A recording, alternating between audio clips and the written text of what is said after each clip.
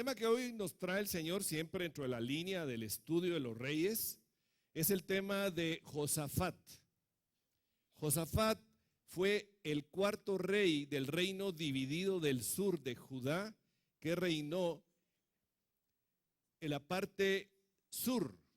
Recuérdense que en el norte estaba el reinado de Israel y en el sur reinó el reinado de Judá, el cual se mantuvo todo el linaje de David reinando en Judá. Como siempre lo hemos iniciado en este tema, hablando y haciendo énfasis en la importancia de la Escritura, la palabra nos habla en 2 Timoteo 3:16 que toda la Escritura es inspirada por Dios y es útil para enseñar, redarguir, para corregir y para instruir en justicia. ¿A quiénes? A los hijos de Dios somos nosotros. Amén. Bien, esta cita tiene que ser algo sumamente importante en nuestras vidas. Sin la palabra del Señor nosotros estamos perdidos. Sin la dirección que nos da el Señor a través de su palabra, nuestra vida no tiene rumbo. ¿Me explico? Pero cuando platicamos acerca de un personaje en la palabra del Señor, también la misma Biblia nos explica cuál es el propósito y el objetivo de presentarnos a ese personaje. En el caso de Josafat, Pablo, muchos años después, siglos después, nos habla en 1 Corintios 10:11, hablando de todo lo que aconteció en la ley en el Antiguo Testamento, de que estas cosas les acontecieron a quienes, a ellos, a los que narraron y los que escribieron todo el Antiguo Testamento, y están escritas para amonestarnos a nosotros, a quienes han alcanzado los fines de los siglos. Y como la palabra del Señor es actual, somos nosotros los que hemos alcanzado los fines de los siglos. Platicar de Josafat es hablar de un siervo del Señor. Es hablar de un hombre que tuvo sus aciertos, pero también cometió errores. Y poder ver los aciertos y los errores de Josafat y aplicarlos para nuestras propias vidas va a ser de enorme bendición. Y espero que en el transcurso del tema nosotros podamos encontrar, descubrir esos aciertos, esos errores, cómo aplican a mi caso personal. Y cuáles fueron las consecuencias que esas generaron en el ejemplo que nos está dejando Josafat y de lo que pueda provocar en nosotros. Entre los antecedentes que tenemos de Josafat, él era hijo de Asa. ¿Se recuerdan que platicamos de Asa en la prédica anterior? Y la palabra nos habla en 2 Crónicas 17:1 que reinó en su lugar Josafat su hijo, el cual se hizo fuerte contra Israel. Hacerse fuerte contra Israel significa se fortaleció en mucho en contra del reinado del norte, que era un reinado idólatra, total, completa y absolutamente idólatra. No olvidemos que cuando se dividió el reino, Jeroboam mandó a construir 2 becerros de oro, estableció un nuevo orden sacerdotal, estableció un nuevo orden de sacrificios y mandó a todo el pueblo que ofreciera sacrificios a los ídolos. Por lo tanto, el reinado de Israel, que era el reinado del norte, se desvió totalmente del principio de la palabra y cayó en una completa y total idolatría. Mientras que el reino del sur en Judá seguían el linaje de David y procuraban en la medida de lo posible de mantenerse en la línea de lo que el Señor les mandaba. Y como referencia de quién estaba reinando en el norte, no reinaba ni más ni menos que Acab y la malvada Jezabel. Tremendos vecinos, ¿verdad? ¿Qué les parece?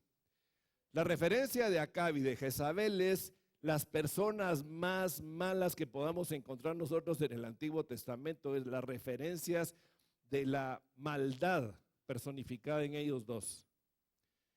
No olvidemos que Elías se enfrentó a los 400 profetas de Acab y Jezabel y que los degolló a todos. Era una batalla espiritual tremenda la que existía en ese entonces. Cuando Josafat inició su reinado, él inició su reinado a la edad de 35 años. tuvo la oportunidad de ver a su padre Asa reinar. Tuvo la oportunidad de conocer los aciertos y los errores que platicamos en la prédica anterior en relación a Asa. Y de alguna manera continuó la reforma religiosa que Asa había iniciado en Judá. Esa reforma religiosa que menciona la palabra hizo una renovación mucho más grande que la que tuvo su padre. Segunda de Crónicas 17, 3, 4 nos dice: y el Señor estuvo con Josafat porque anduvo en los primeros caminos de David su padre, y no buscó a los Baales, sino que buscó al Dios de su padre y anduvo en sus mandamientos y no según las obras de Israel, obviamente haciendo referencia al reino del norte. Y segunda de Crónicas 17:2 menciona que puso ejércitos en todas las ciudades fortificadas de Judá. Lo mismo que hizo su padre Asa, de que en tiempos de paz levantó ejército y fortificó ciudades, siguió el ejemplo de su padre e hizo y levantó un gran ejército y fortificó ciudades. ¿Qué nos trae a nosotros de enseñanza este pequeño detalle? Pues que nuestros hijos van a ser imitadores nuestros, de alguna manera. Nuestros hijos van a seguir lo que nosotros iniciamos, en gran medida. ¿Por qué? Porque nosotros estamos enseñando con el ejemplo. Nuestros actos, nuestras acciones determinan un nivel de enseñanza tan poderoso, tan fuerte sobre las siguientes generaciones, que ellos no encuentran otra opción que escoger más que la que han aprendido en casa. De tal manera que para nosotros los padres es una enorme responsabilidad enseñar, no solo de palabra, diciendo haz esto o deja de hacer lo otro, sino establecer un principio de vida que sea congruente total y absolutamente mis palabras y mis hechos con lo que yo creo. De tal manera que yo enseñe a mis hijos en base a ese principio, porque ellos van a ser seguidores. Si lo vemos desde el lado negativo, vemos hijos de matrimonios destrozados o de padres alcohólicos o madres prostitutas, etcétera, que les desagrada de tal manera ver el ejemplo de sus padres, pero como no conocen otro ejemplo, lo imitan en su edad adulta y siguen los mismos pasos. Es una responsabilidad muy grande la nuestra. ¿Cometemos errores? Sí, es cierto, claro que los cometemos. Pero por la gracia y misericordia del Señor, Él también nos da la oportunidad de corregirlos. Y en ese proceso estamos todos nosotros. Por lo cual no debemos nosotros en ningún momento de bajar la guardia. Continuemos en el esfuerzo y la lucha por, primero, buscar un cambio personal. Porque eso va a afectar la vida de nuestros hijos. Amén. De igual manera, Josafat mandó enseñar la palabra. Y dice 2 Crónicas 17, 7, 9, que envió a sus príncipes para que enseñasen en las ciudades de Judá, y con ellos a los levitas, y con ellos los sacerdotes. No puse todos los nombres porque es largo el texto. Por eso ven los puntos suspensivos en el cuadro. Y en amarillo dice, y enseñaron en Judá teniendo consigo el libro de la ley del Señor, y recorrieron todas las ciudades de Judá enseñando al pueblo. Miren, una decisión determinante y sumamente importante. Toda la escritura es inspirada por Dios y es útil para lo que nos habla 2 Timoteo 3:16. De tal forma que el principio y el fundamento sobre el cual nuestra vida debe basarse y la vida de los pueblos debe basarse, tiene que estar establecido en el fundamento de la palabra, de la enseñanza de la palabra. Lámpara a mis pies y lumbrera a mi camino es la palabra, amén. Sin ella estamos perdidos, sin ella no tenemos dirección, sin ella no tenemos la brújula. Y si Josafat mandó enseñar la palabra, es porque primero la había recibido él. La conocía. Lo vamos a ver más adelante. Ante la enseñanza de la palabra al pueblo, hubo una tremenda reacción en los pueblos vecinos alrededor de Judá, y nos lo narra 2 de Crónicas 17, 10 al 12. Y dice, y cayó el pavor del Señor sobre todos los reinos de las tierras que estaban alrededor de Judá, y no osaron hacer guerra contra Josafat. Miren, el Señor es fiel. La fidelidad del Señor se manifiesta poderosamente alrededor de la vida de aquellos que anhelan escudriñar su palabra y vivir conforme a esos principios. No de manera natural, sino de una manera total y completamente sobrenatural. Porque teniendo enemigos alrededor Judá, ninguno de ellos osó acercarse para hacerle guerra. ¿Quién era su refugio? ¿Quién era su cuidador? ¿Quién era el guerrero de Judá en ese entonces? Ni más ni menos que el Señor de los ejércitos. Amén. Y no solo eso, traían los filisteos presentes y tributos de plata, y los árabes también le trajeron ganados, 7,700 carneros y 7,700 machos cabríos. Por lo tanto iba pues Josafat engrandeciéndose mucho y edificó en Judá fortalezas y ciudades de aprovisionamiento. Miren muchachos, esto es tremendo. El beneficio de enseñar la palabra, el beneficio de recibir la palabra del Señor en nuestras vidas, trae una enorme bendición. Si bien es cierto, aquí está hablando de una bendición material, porque en el Antiguo Testamento la riqueza, la bendición material era considerada como una bendición de parte de Dios. Y es cierto que para nosotros el día de hoy igual lo es. Pero el Señor hoy nos ha dado un nivel de privilegio mucho mayor y superior al que ellos tenían. Amén. Hoy tenemos el más grande, el más maravilloso, el más precioso tesoro, que es Jesucristo mismo. Amén. Eso sobrepasa toda riqueza del mundo que nosotros podamos comprender, porque se nos ha concedido el privilegio de venir a morar a nuestros corazones y de ser nosotros hechos templos del Espíritu Santo de Dios. Y con ello, todas esas añadiduras. Por eso debemos de buscar el reino de Dios y su justicia antes que nada. Y no buscar solo la añadidura. Como tristemente muchos andan buscando solo las añadiduras del Señor. Es por ello que para nosotros la riqueza más importante es la vida en Cristo.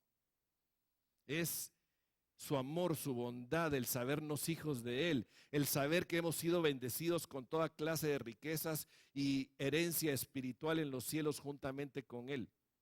Que nuestros nombres están inscritos en el libro de la vida, que nosotros ya somos hijos y parte de la familia del Señor. Amén. Amén. Yo no los veo muy entusiasmados aquí a ustedes. Gloria al Señor por ello. La alianza con el rey Acab. Bueno, aquí viene una etapa de Josafat que es sumamente importante analizarla. Hace alianza. Y vamos a platicar un poquito acerca de las alianzas. Primero realizó con Josafat, con Acab, imagínense, con su vecino del norte, el malvado Acab y la malvada Jezabel, una alianza matrimonial cuando arregló el matrimonio de su hijo Joram con Atalía, la hija de Acab y Jezabel. ¡Qué tremendo error! Se pregunta uno cómo es posible que venga y case a su hijo con Atalía, la hija de Acab y Jezabel. Miren, no se sorprendan. Hoy en día andamos buscando hacer alianzas por todos lados. Creemos que porque la persona es buena gente, que sus padres son simpáticos, o porque la empresa a la cual me voy a asociar es sólida, Miren, cuántos ejemplos y escenarios se pueden dar en nuestra vida en los que nosotros podamos ir y encontrar justificación para hacer una alianza. En este caso fue una alianza matrimonial. Atalía, más adelante, usurpa el trono de Judá y casi elimina por completo todo el linaje de David, a excepción de uno. Graves consecuencias. Posteriormente hace una alianza en la guerra, que vamos a platicar sobre ello, y también hace una alianza comercial. Se asoció con Ocosías para enviar naves a Tarsis. Esto es narrado en 2 Crónicas 20, del 35 al 37. Y estas naves fueron hundidas por Dios. Estos 3 acontecimientos en la vida de Josafat se sucedieron con diferentes periodos de tiempo de su reinado y de su vida. No fueron uno inmediatamente después del otro.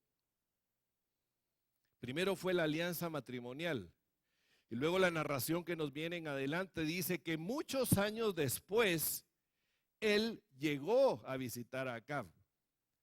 Y posteriormente, cuando Ocosías, que sucedió a Acab en el trono, estaba reinando, fue que hizo esa alianza comercial. Tengamos estos 3 escenarios en esas 3 diferentes etapas del tiempo en el reinado de Josafat. 2 Crónicas 18:3 nos menciona, y dijo Acab, después de que lo fue a visitar y después de que muchos años de no verlo, le dice, y dijo Acab, rey de Israel, a Josafat, rey de Judá, ¿quieres venir conmigo contra Ramón de Galaad? Y eso es, ¿quieres venir conmigo a pelear contra Ramón de Galaad? ¿Y qué le responde Josafat? Yo soy como tú y mi pueblo como tu pueblo. Iremos contigo a la guerra. Miren, ¿qué le pasó a este varón? ¿Qué le pasó a este siervo del Señor respondiendo de esa manera? ¿Qué nos puede pasar a nosotros en un momento determinado de nuestras vidas cuando se nos presenta algo y que se nos dice, mira, ¿querés hacer esto conmigo? Y en mi razonamiento humano, en mi única y personal manera de ver las cosas, sin consultarle al Señor, digo, me parece bien, hagámoslo juntos. Y luego uno dice, pero ¿cómo es posible? Un siervo del Señor haciendo alianzas con alguien que nada que ver. Bueno, el día de hoy está sucediendo en hombres y mujeres, llamándose cristianos y llamándose hermanos en muchas y en casi todas las áreas de la vida. Tristemente es cierto.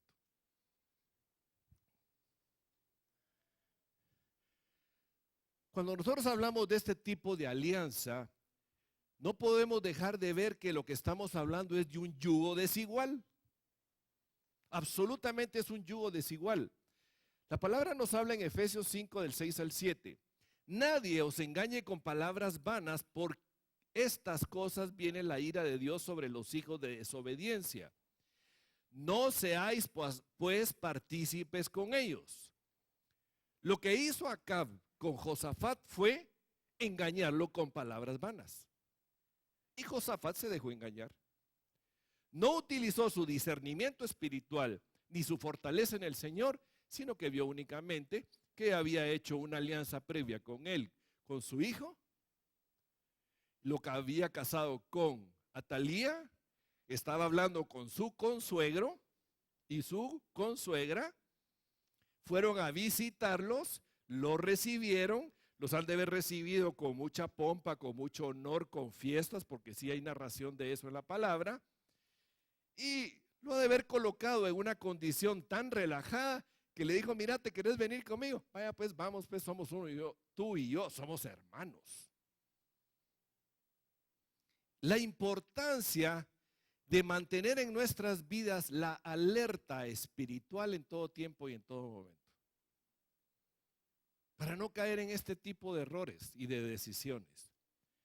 Debemos ser alertas, Debemos mantener un nivel de alerta, clamar al Señor en todo tiempo y en todo lugar, que la alerta del Espíritu Santo de Dios esté sobre nosotros en cualquiera de las decisiones que tomemos, por pequeñas o tontas que parezcan. La importancia de estar alerta. Señor, ¿es tuyo o no es tuyo? ¿Es agradable a ti o no es agradable a ti? ¿Va a glorificar tu nombre o no va a glorificar tu nombre? ¿Estoy actuando conforme a la dirección del Espíritu o estoy dejándome llevar por la carne? Pablo nos habla y nos hace un disertamiento en relación de lo que es el yugo desigual, y verdaderamente es tremendo. Dice 2 Corintios 6, 14 al 16, y utilicé la versión de la Biblia al día, porque dice: no forméis yunta. Y quise traer esta imagen de la yunta. Cuando se pone yunta o formamos yunta, de dos nos hacemos uno. No hay manera de separarse, hay una unidad completa. A donde va uno, va el otro. Donde va este, o va este, el otro inevitablemente va a ir en esa dirección. No se pueden separar. El yugo desigual es formar yunta.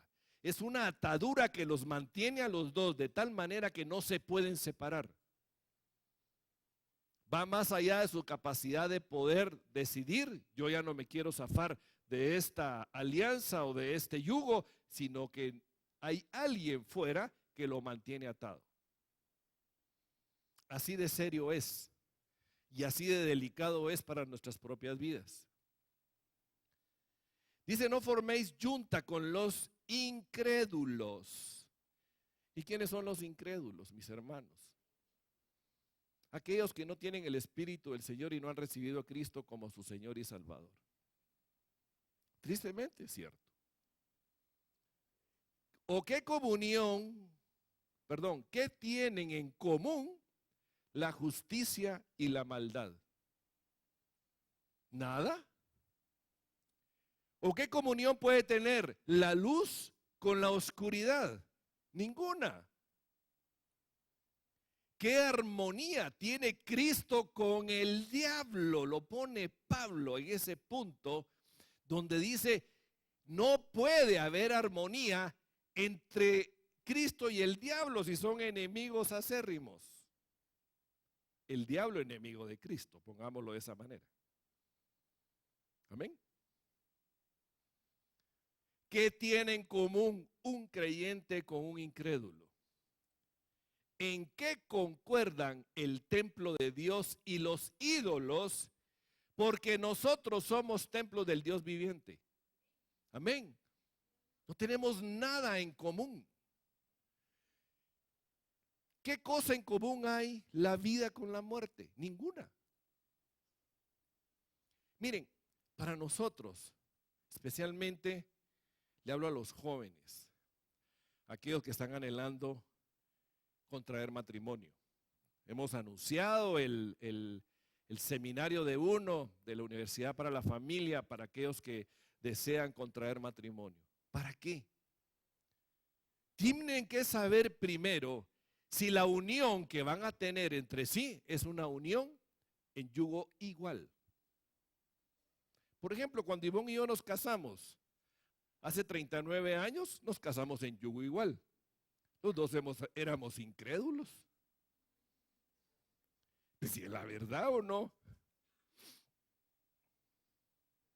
Pero el Señor, en su gracia y misericordia, nos trajo a Él, a su familia.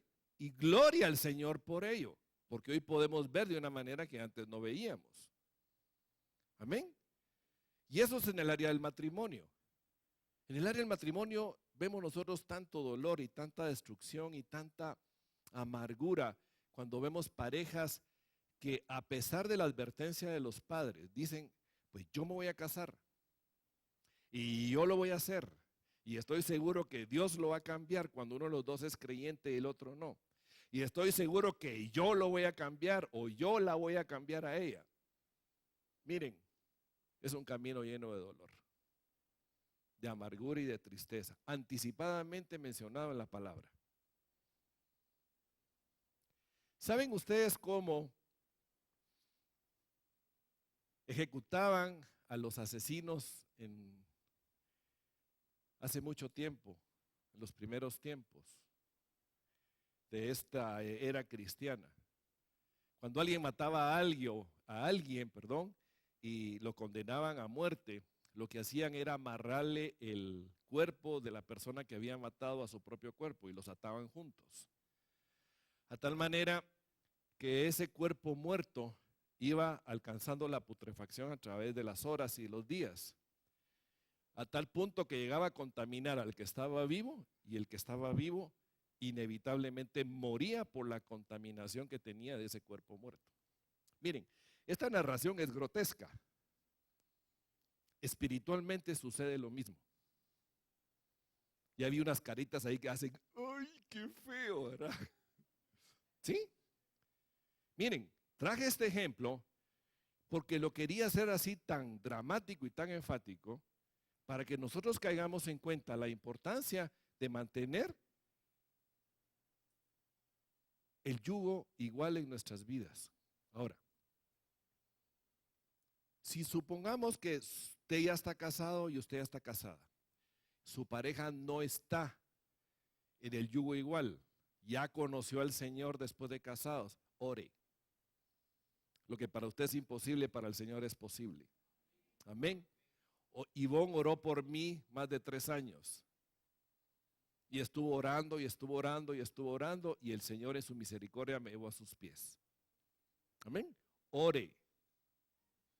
Pero no solo es el ámbito donde nosotros podemos caer en un yugo desigual. A veces caemos en yugo desigual en los negocios.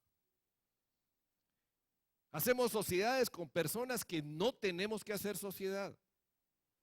Y aunque sabemos que no debemos de hacer unidad con esa persona, nos metemos y hacemos sociedad. ¿Y cómo paramos? Mal. Pleitos, divisiones, o nos roban, o etcétera, ¿no? Y tenemos que ejercitar el perdón y aplicar el perdón, y suceden tantas cosas ahí. Así que, amados hermanos, lo del yugo desigual es una advertencia sumamente seria de parte del Señor para nuestras vidas. Esto no quiere decir que nosotros no vayamos al incrédulo y le proclamemos la verdad de Cristo, todo lo contrario. Ir con el incrédulo y proclamar que Jesucristo es el Señor es nuestra harta obligación, porque no nos estamos haciendo con ellos un yugo igual, simplemente estamos llevando el mensaje de la salvación para sus vidas, de tal manera que la vida de cada uno de ellos sea trasladada del poder de las tinieblas y regresada al reino de la luz. Amén. Pero Pablo no se queda solo en eso. También lo lleva a otro nivel en 1 Corintios 5:11. Y nos dice, más bien os escribí que no os juntéis con ninguno que llamándose hermano. Ya no nos está hablando del incrédulo, ahora nos está hablando del hermano. Que llamándose hermano fuere fornicario, o avaro, o idólatra, o maldiciente, o borracho, o ladrón, con el tal ni aún comáis. Wow. Qué tremendo, ¿verdad? Una palabra que me llamó mucho la atención a mí ahí fue lo de maldiciente. Decir malas palabras, mal hablado, criticón o criticona. Anda juzgando, anda señalando, pesimista. Anda viendo malas circunstancias, que viendo la gloria del Señor. Quejista, él se anda quejando de todo el día. No me digan ustedes que estar al lado de una persona así no contamina y lo hace sentir a uno mal. ¿Cierto o no? Entonces el Señor que te dice, mira con ellos ni te sentes, porque vas a salir igual o peor de la persona que te está contaminando a través de su forma de ser. Y aquellos avaros. La avaricia es una forma de idolatría. Quiero más de lo que tengo y no quiero soltar lo que tengo. Y los idólatras, los que andan viendo, no estoy hablando de adorar a los ídolos, pero ¿cuántos ídolos todavía llevamos en nuestro corazón que no queremos soltar? Y que sabemos que están ahí y queremos mantenerlos todavía en nosotros. ¿Cuál puede ser ese ídolo? Nuestro nombre, nuestra reputación, el dinero, el trabajo o los títulos, o inclusive mi pareja puede ser un ídolo. Mis hijos pueden ser ídolos. El carro, la moto, hasta el chofer del taxi que me lleva a mí a cada rato puede convertirse en un ídolo, porque con él sí, ese sí es buena gente, ¿verdad? Con otros no. Ojo, tenemos que tener enorme cuidado de no levantar ídolos en una idolatría en nuestro propio corazón. David en el Salmo 133 habla de que qué bueno y agradable es habitar los hermanos juntos en armonía. Pero déjenme decirles, mis hermanos, es bueno y agradable habitar los hermanos juntos en armonía. Y aquí voy a disertar un poquito con relación a David. Sí y solo sí, usted y yo tenemos el honesto anhelo de buscar a Jesucristo y ponerlo en el centro de nuestras vidas. Amén. De lo contrario, habitar en armonía, no puede haber armonía cuando lo que estoy metiendo es mi carne al lado de tu espíritu, si tú quieres manejar las cosas conforme el Señor. No puede haber armonía, aquel que quiere hacer las cosas conforme lo que el principio de la palabra nos manda, con aquel que quiere manejar las cosas conforme a su propio criterio carnal. ¿Qué armonía puede haber ahí? Ninguna, a pesar de que somos hermanos, a pesar de que nos podamos reunir en la misma congregación, a pesar de que alabemos y glorifiquemos juntos el nombre del Señor, o que estemos dentro del mismo techo en la misma casa. Amén.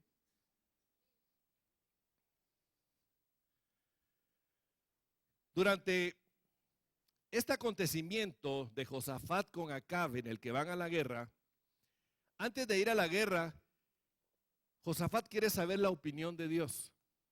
Normalmente pedían y consultaban al Señor por medio de los profetas antes de ir a la guerra.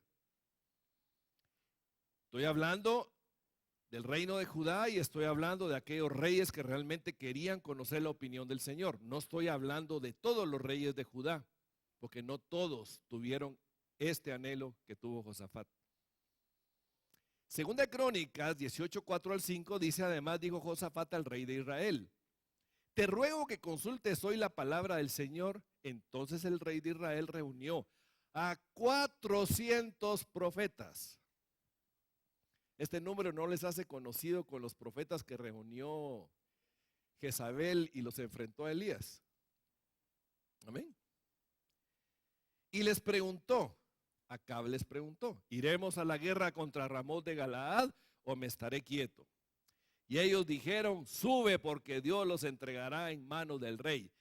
Y la palabra nos narra que los profetas hacían una gran algarabía y decían que vaya, que los van a entregar, que van a salir vencedores, que veían a Ramón de Galaad derrotado y vencido a los pies de los reyes y que iban a salir victoriosos. Pero empieza de alguna manera Josafat a despertar algo, un poco, y discierne que no hablaban de parte de Dios. Empieza como que el foquito a encenderse, ¿verdad? El discernimiento espiritual empezaba como que a reaccionar un poco en Josafat. Y dice 2 Crónicas 18, 6, 7, y Josafat dijo: pero hay aún aquí algún profeta del Señor para que por medio de él preguntemos. Lo que quiso decir es: miren, no me vengan con esa cantidad de payasos a decirme que dicen que vamos a ir a ganar y ando buscando un profeta del Señor, porque esos no son del Señor. Ojo, en los últimos tiempos ha sido profetizado que se levantarán falsos profetas y falsos maestros. Y nosotros estamos en esos tiempos, mis hermanos. Nosotros estamos en el tiempo en el que tenemos que discernir la profecía. Tenemos que discernir quién habla, de parte de quién habla, qué es lo que está diciendo y si lo que está diciendo está sustentado en la palabra del Señor. Amén. Nosotros tenemos que estar con una alerta espiritual de tal forma y de tal manera que no debemos de permitir que seamos engañados por esos falsos maestros y falsos profetas. Y por eso la importancia de conocer la Escritura, por eso la importancia de discernir a través de la luz de la palabra aquello que nosotros escuchamos. No debemos de ser así ingenuos. La ingenuidad es uno de los pecados más grandes que un hijo de Dios puede cometer. Nosotros debemos de ser como aquellos de Berea que escuchaban a Pablo y cuando escuchaban a Pablo su disertamiento, inmediatamente iban a consultar la Escritura a ver si era cierto lo que Pablo decía. Y si era cierto, lo tomaban para ellos y lo hacían vida en sus vidas. Amén. Pues nosotros debemos de ser igual, mis hermanos, porque no nos han sido dejadas solo la palabra, sino que el Espíritu Santo de Dios está en nosotros para darnos esa luz y esa revelación. Amén. Y el rey de Israel respondió a Josafat: aún aquí hay un hombre por el cual podamos preguntar al Señor, mas yo le aborrezco porque nunca me profetiza cosa buena, sino siempre mal. Este es Micaías, hijo de Imla. Y respondió Josafat: no hable así el rey. Aquí hay dos puntos importantes. Uno, un profeta nunca cae bien, el verdadero profeta. Y siempre va a hablar de parte de Dios y va a confrontar el pecado. Amén. Y dos, Dios no necesita de 400 profetas para levantar su voz. Uno lo levanta el Señor y ese uno lleva la autoridad y el respaldo del Señor para hablar lo que Él quiere decir. Amén. Bendigo al Señor porque esta es una congregación donde la profecía está.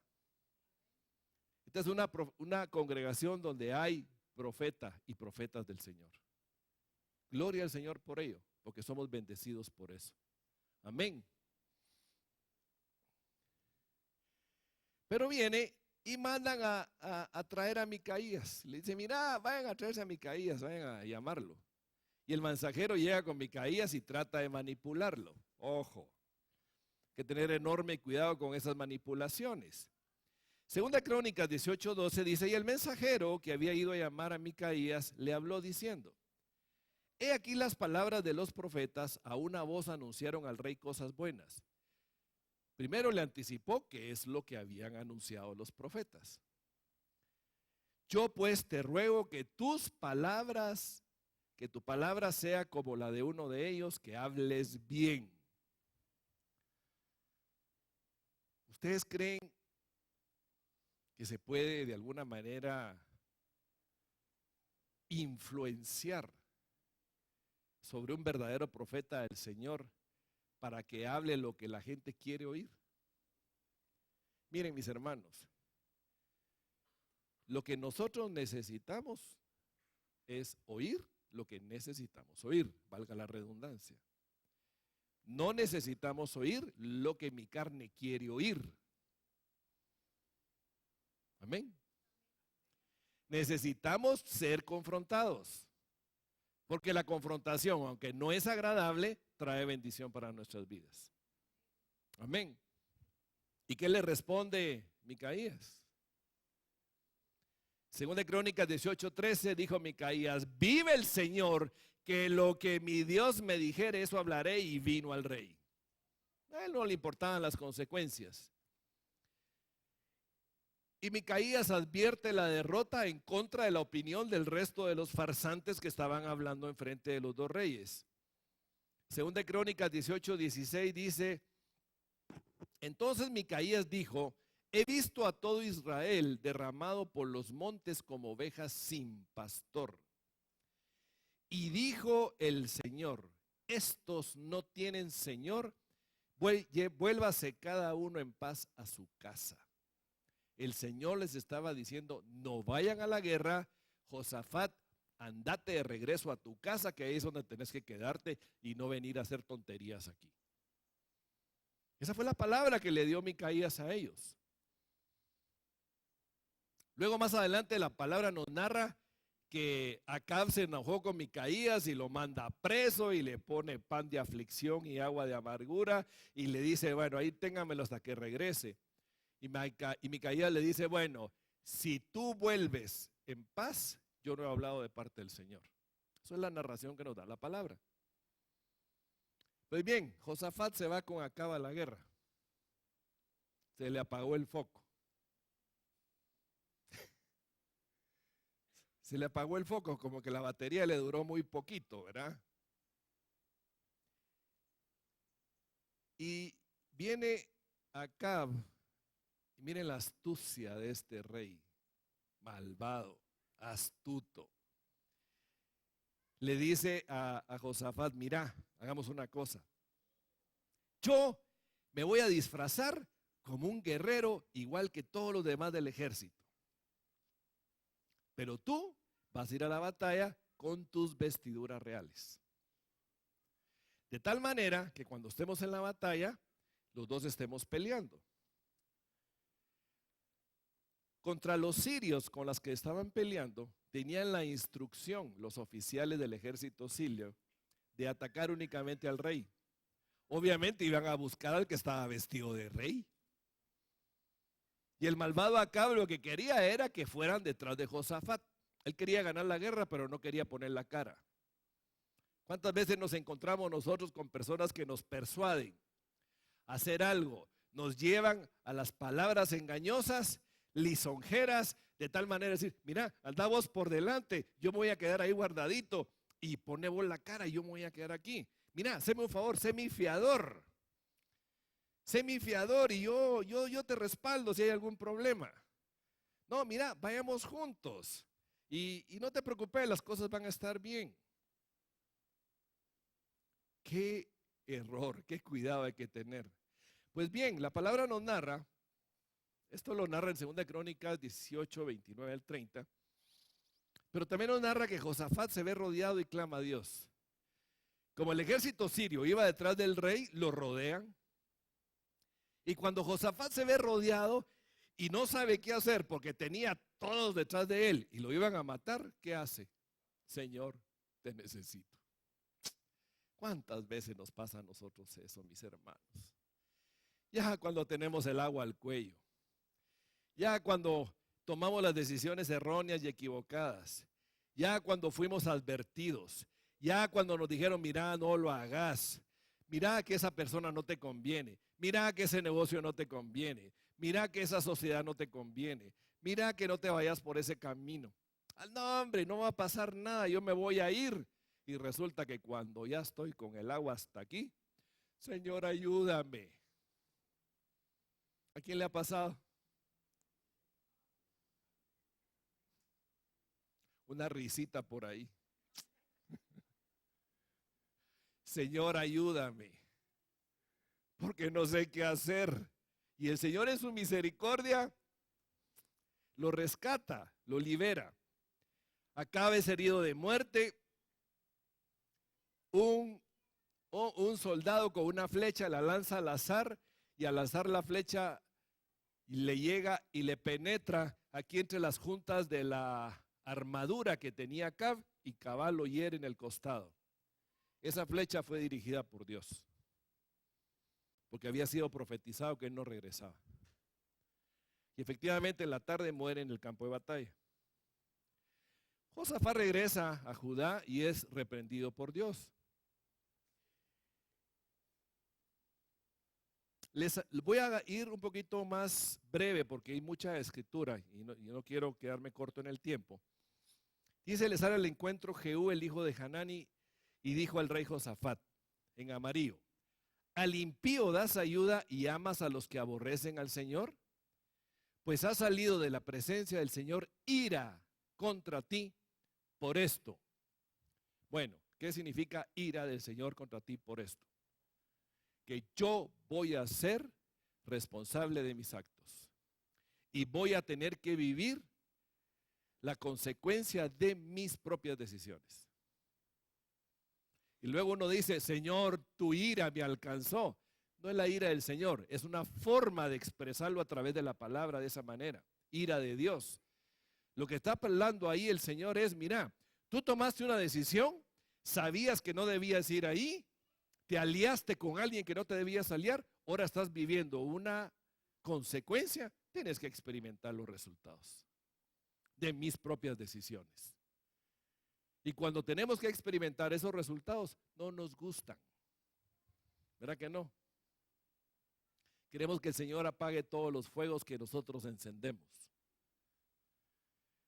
El 3, pero se han hallado en ti cosas buenas. Eso significa que en medio del castigo y la reprensión, o vivir las consecuencias de mis erróneas decisiones, la misericordia del Señor jamás me abandona. Amén. Nunca nos abandona.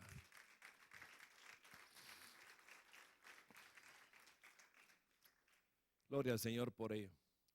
Entonces viene Josafat y medita y empieza a promover cambios en toda Judá a través de todo eso. Y puso jueces en todas las ciudades fortificadas. Miren, esta es una actitud sumamente importante. Y le dijo a los jueces, mirad lo que hacéis, porque no juzgáis en lugar de hombres, sino en lugar del Señor. Una instrucción clara y precisa. Y el 7, en amarillo, sea pues con vosotros el temor del Señor. Cuando juzguen, recuérdense que no están juzgados en su propio nombre, bajo su propio criterio, sino que están juzgando conforme la justicia de Dios establecida en la ley, en la palabra. Y cuando lo hagan, háganlo con temor y temblor, porque están haciendo justicia en nombre del Dios justo y verdadero. Amén. Mirad lo que hacéis, porque con el Señor nuestro Dios no hay injusticia. Gloria al Señor por ello. Ni acepción de personas. Él no ve a nadie diferente al otro. Ni admisión de cohecho. Significa que el Señor o los que representan al Señor no admiten soborno. Amén. Y puso levitas y sacerdotes. No solo puso jueces para juzgar con justicia, con la justicia del Señor, sino que también estableció un gobierno religioso y un gobierno civil, judicial, en el caso de los jueces. Puso levitas y sacerdotes y les mandó diciendo, procederéis asimismo con temor del Señor y con verdad, con corazón íntegro. Les amonestaréis que no pequen en contra del Señor. Y esa es la misión que tenemos todos los que tenemos que proclamar la palabra del Señor. Hacerlo con corazón íntegro y con temor y temblor. Amén. Y luego establece un orden jerárquico, pone al sacerdote Amarías, que será el que los va a presidir, y a Zebadías, príncipe de la casa de Judá, en todos los negocios del rey. Pone un orden religioso, judicial y civil, en este caso monárquico, para gobernar todo el reinado de Judá. Pero viene otro acontecimiento en la vida de Josafat y en el reinado de Judá. Y dice que viene una amenaza de un gran ejército. Segunda Crónicas 21 dice, pasadas estas cosas, aconteció que los hijos de Moab y de Amón y con ellos otros de los amonitas vinieron contra Josafat a la guerra. Ahora ellos eran los amenazados de guerra. ¿Y cuál fue la reacción que tuvo Josafat? Segunda Crónicas 23 dice, entonces él tuvo temor. Y Josafat humilló su rostro para consultar al Señor e hizo pregonar ayuno a todo Judá. Josafat tuvo temor. El ejército con el que contaba Josafat, el capítulo 17 de Segunda de Crónicas nos narra, era de 1.160.000 hombres armados, sin tomar en cuenta todo el resto de los hombres que estaban en las ciudades. Y aún así tuvo temor. porque venía un ejército superior al de ellos. Mis hermanos, no importa cuáles sean nuestras capacidades y habilidades, siempre vendrán contra nosotros enemigos que nos van a superar en nuestras habilidades y capacidades y en nuestros propios recursos. Amén. Démoslo por sentado y démoslo por hecho. Y la reacción de él, ¿qué fue? Tuvo temor, tuvo miedo. ¿Qué va a pasar? Nos van a invadir, nos van a destruir, nos van a matar. Y entonces, ¿qué hizo? Humilló su rostro. Humillar su rostro es reconocer su impotencia, su incapacidad, y pregonó ayuno en todo Judá. ¿Para qué? Para buscar el rostro del Señor. Y levanta una oración Josafat, y en 2 Crónicas 20:12 nos dice: oh Dios nuestro, ¿no los juzgarás tú? Porque en nosotros no hay fuerza contra tan grande multitud que viene contra nosotros, y no sabemos qué hacer, y a ti volvemos nuestros ojos.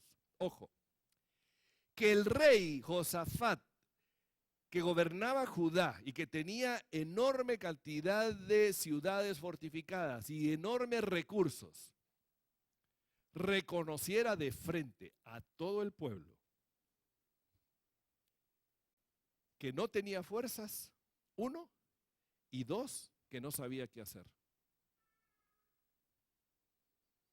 Ustedes dirán, ¿cómo es posible que el rey diga, ni tengo fuerzas ni sé qué hacer con todo lo que tiene? Es que ahí no estaba hablando el rey. Ahí quien se estaba expresando era el siervo del Señor. Ahí estaba expresándose un hijo de Dios. Ahí se estaba expresando un varón que reconocía sus limitaciones y que sabía que el único grande, fiel, poderoso, fuerte y victorioso era el Dios Rey y el Señor de todos los ejércitos. Amén.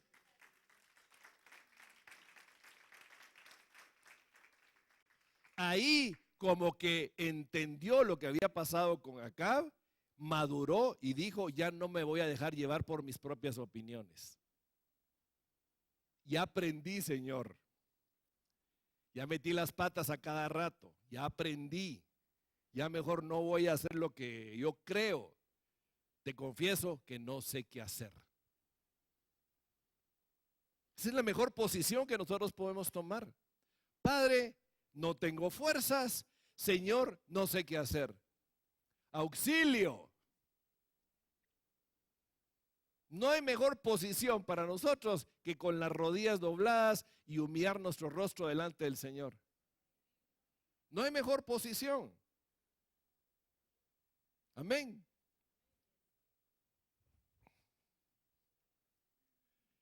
Y Dios responde a la oración. Y en 2 Crónicas 20, 14, 15, y estaba ahí Jaasiel. Jaasiel era un levita. Ni siquiera era un sacerdote, ni el sumo sacerdote, ni uno de los profetas. Era un levita encargado de celebrar los sacrificios, de tomar cuidado del templo. Pero vino el Espíritu del Señor en medio de la reunión y vino sobre este varón levita. Y el 15 dice, y dijo, oíd Judá todo y vosotros moradores de Jerusalén, y tú, rey Josafat, el Señor os dice así, no temáis ni os amedrentéis delante de esta multitud tan grande, porque no es vuestra la guerra, sino de Dios. Gloria al Rey por ello. Nuestras batallas no son nuestras batallas son del Rey de Reyes y del Señor de Señores. Amén. Pero para que nosotros podamos ver la batalla y podamos ver la victoria, nuestro rostro tiene que estar humillado a los pies del Señor. Nuestro corazón rendido a Él, reconociendo que solo Él puede y yo no puedo. Reconociendo que solo Él sabe y yo no sé. Amén. Fiel es Él para cuidar a sus hijos. Porque no somos huérfanos ni estamos desamparados. Dice la palabra que moramos bajo la sombra del Altísimo. Amén.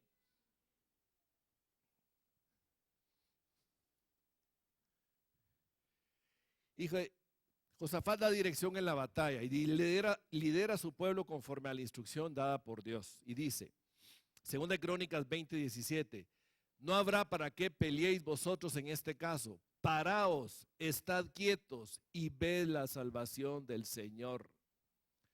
Párense, esténse quietos, reposen, confíen. Él hará. Él hará. Siempre lo ha hecho, lo sigue haciendo y lo seguirá haciendo. Amén.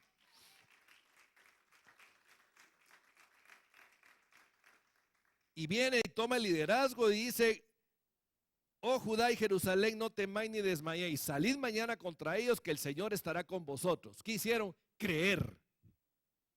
Creyeron que el Señor les estaba mandando a la batalla y que el Señor iba con ellos, que la guerra era de Él. Dieron un paso de fe. Obedecieron dando ese paso de fe. No pidieron señal alguna. Señor, tú nos mandas, iremos. Empezamos con miedo, sin saber qué hacer, pero hoy damos ese paso de fe. Y hay momentos en nuestra vida, mis hermanos, en que tenemos que dar ese paso de fe.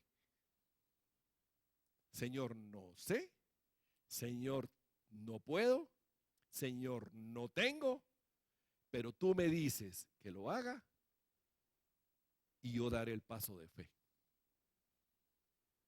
Yo no sé cuáles son tus circunstancias o tus luchas, pero Él te manda a dar ese paso de fe, a esperar y confiar en Él, porque Él hará. Y 2 Crónicas 20:20 dice: cuando se levantaron por la mañana, salieron por el desierto de Coi. Mientras ellos salían, Josafat, estando en pie, dijo: oídme, Judá y moradores de Jerusalén, creed en vuestro Dios, creed en vuestro Dios. ¿Quién cree en el Señor, mis hermanos? Más bien dicho, ¿quién le cree al Señor? Ya los amenes bajaron un poquito, ¿verdad? Una cosa es creer en Dios y otra cosa es creerle a Dios. Son dos cosas diferentes. Y dice: creed en el Señor vuestro Dios y estaréis seguros. Y creed en sus profetas y seréis prosperados. Por eso es tan importante el ministerio profético. Por eso es tan importante que el Señor levante sus profetas. Porque en la profecía hay dirección y en esa profecía para nosotros hay bendición y hay prosperidad. Y entonces, ¿qué hacen? Enfrentan al enemigo con alabanzas al Señor. Segunda Crónicas 20:21, y ha habido consejo con el pueblo, puso a algunos que cantasen y alabasen al Señor, vestidos de ornamentos sagrados, mientras salía la gente armada. Ojo, dividió en dos. Iba un grupo con ornamentos sagrados, con toda clase de instrumentos, alabando. ¿Quiénes iban adelante? Los alabadores. Y atrás, ¿quiénes venían? El ejército. Y todos salieron, ¿cómo? Creyéndole al Señor, confiando en el Señor. Pero ¿cuál era su mejor batalla? ¿Cuál era su mejor poder? La alabanza. Era la que iba por delante. Amén. La alabanza iba por delante. No fue el ejército el que iba por delante, fue la alabanza. Y que dijesen: glorificada al Señor, porque su misericordia es para siempre. Glorificada al Señor, porque su misericordia es para siempre. Glorificada al Señor, porque su misericordia es para siempre. Josafat estaba citando el Salmo 136 de David cuando mandó a decir esto. Conocía la palabra del Señor. Y en eso vieron el poder de Dios. Porque el poder de Dios, mis hermanos, se manifiesta en la alabanza. Cuando el pueblo alaba, los cielos se conmueven. Amén. Y el Señor se manifiesta con poder. 2 Crónicas 20, 22, 23. Y cuando comenzaron a entonar cantos de alabanza, el Señor puso contra los hijos, contra el ejército, los enemigos, las emboscadas de ellos mismos. Ellos mismos se emboscaron entre sí. Les había mandado: esténse quietos, esperen, crean, confíen. ¿Y de quién fue la batalla? ¿Por qué le había dicho que la batalla no era de ellos, que era del Señor? Que la victoria no era de ellos, era del Señor. El Señor hizo que los ejércitos, los 3 ejércitos que venían en contra de Judá, se vieran entre sí como que fueran el ejército de Judá y se fueron a atacar entre ellos. ¿Quién puede hacer eso? ¿Hombre alguno? Ninguno. Solo el Señor. En amarillo, y se mataron los unos a los otros. Y luego dice subrayado, los hijos de Amón y Moab se levantaron contra los del monte de Seir para matarlos y destruirlos. Y cuando hubieron acabado con los del monte del Seir, presten atención a esa última parte. Cada cual ayudó a la destrucción de su compañero. Miren, esto es tremendo. Esto es como que aquellos que hacen kamikaze o harakiri, ¿va? Mira, me voy a autoinmolar, ayúdame, yo te voy a ayudar, y ahí le mete la espada. Y así mutuamente se estaban uno ayudando al otro a destruirse. ¿Se pueden ustedes imaginar un ejército tan grande y una multitud tan grande que venía en contra de ellos, que entre ellos mismos se estaban matando? ¿Quién puede mover eso? Solo el Señor. Miren, los ejércitos con los que nosotros estamos batallando, las fuerzas espirituales contra las cuales batallamos, ya fueron derrotadas por Jesucristo. Porque nuestra lucha no es contra sangre ni carne, sino contra malignas fuerzas espirituales, y nos ha sido dado nombre sobre todo nombre, ante el cual tiene poder en los cielos, en la tierra y debajo de la tierra, y es el nombre de Jesús. El nombre de Jesús. El nombre de Jesucristo, nombre sobre todo nombre, y ha sido exaltado y será exaltado por siempre. Amén. Porque la batalla es de Él y Él es el guerrero, del Dios victorioso. Amén. Si nosotros se nos ha dejado en la Escritura este ejemplo, es para enseñanza nuestra de que nuestra total y completa y absoluta confianza tiene que estar puesta en el Señor de los ejércitos. Amén. Segunda Crónicas 20:24, y luego que vino Judá a la torre del desierto, miraron hacia la multitud, y he aquí que yacían ellos en tierra muertos, pues ninguno había escapado. ¿De quién? De la mano del Señor. Judá no hizo nada. No movieron un dedo para usar sus armas. Las armas que usaron fueron la fe y la alabanza en el Señor. Creyeron, confiaron y alabaron y bendijeron el nombre del Señor. Amén. Nuestra mejor arma para batallar nuestras propias luchas. Y Dios recompensa la obediencia. Ya voy a terminar, mis hermanos, hoy. Segunda Crónicas 20:25. Viniendo entonces Josafat y su pueblo a despojarlos, hallaron entre los cadáveres muchas riquezas, así vestidos como alhajas preciosas que tomaron para sí, tantos que no los podían llevar. 3 días estuvieron recogiendo el botín porque era mucho. Una enorme cosecha de riqueza, 3 días recogiéndolo. ¿Se pueden ustedes imaginar? No solo no hicieron nada, sino que fueron recompensados con riquezas. Y retornan en alabanza y gratitud al Señor. Segunda Crónicas 20, 27 y 28. Aquí está la parte importante. La riqueza no era lo más importante. El premio recibido por medio del botín no era lo más importante. Lo más importante era manifestar gratitud, honor, honra, gloria al Señor por lo que Él había hecho. Amén.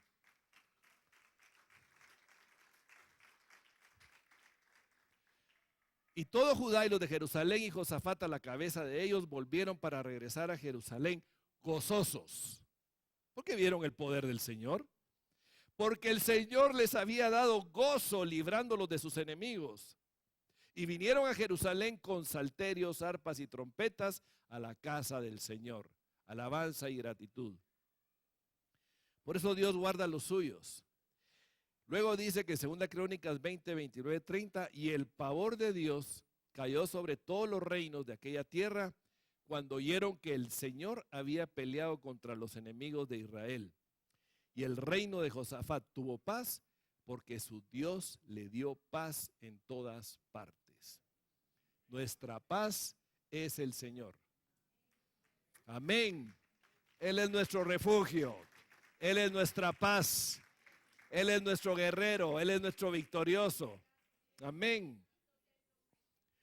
Amados hermanos, cada uno de nosotros tiene sus propias batallas. Amén. O es con nosotros mismos, porque tenemos batalla con nuestra propia carne. O es batalla con alguno de nuestros hijos. O es batalla en la familia. O es batalla en el trabajo. Miren, yo no sé dónde es tu batalla, mi hermano y mi hermana. No conozco cuál es tu batalla. Pero déjame decirte que el Señor sí la conoce. Él conoce tus luchas, Él conoce tus desvelos, Él conoce tus sinsabores, Él conoce tus temores. Y también sabe, muy bien que sabe, que tú no puedes solo, ni sola. Amén. Por eso, para terminar, la palabra nos dice en Filipenses 4, 6 al 7. Por nada estéis afanosos, sino sean conocidas vuestras peticiones delante de Dios en toda oración y ruego, con acción de gracias. La acción de gracias no solo es gracias, Señor, sino también va acompañada de alabanza, de gratitud, de panderos, de declarar a mi alma, alma mía, adora al Señor, alma mía, alaba al Señor, porque el Señor es rey, porque el Señor es victorioso, porque Él es el grande, el justo, el fiel, el poderoso. Y dice aquí, y la paz de Dios que sobrepasa todo entendimiento, guardará vuestros corazones y vuestros pensamientos en Cristo Jesús. Jesús es nuestra victoria, Él es nuestro refugio, Él es nuestro estandarte, Él es el Rey de Reyes y Señor de Señores. Y este es el momento para que esas batallas que cada uno de nosotros tiene, que yo no sé cuáles son las tuyas, vamos a levantar alabanza al Señor, vamos a glorificar al Señor, vamos a declarar que Él es el Rey de Reyes, vamos a humillar nuestro rostro y le vamos a decir: Señor, solo tú puedes, yo no puedo, solo tú sabes, yo no sé, porque solo tú eres Dios y Rey y yo no lo soy. Así que, Padre, gracias a ti, Señor, por este momento y por este día. Gracias, Jesús, porque tú has vencido la muerte, has vencido el pecado, has vencido el infierno, has vencido a Satanás, has vencido todos los poderes y has sido levantado y exaltado hasta lo más alto, y te ha sido dado nombre sobre todo nombre, y todo honor y toda gloria sean para ti. Y nosotros hoy queremos humillar nuestro rostro delante de ti y decirte: Señor, no puedo y no lo sé. Por eso te alabo, te bendigo, te glorifico, Señor. Bendito y bendito sea, Señor. Alabado sea tu nombre, Rey.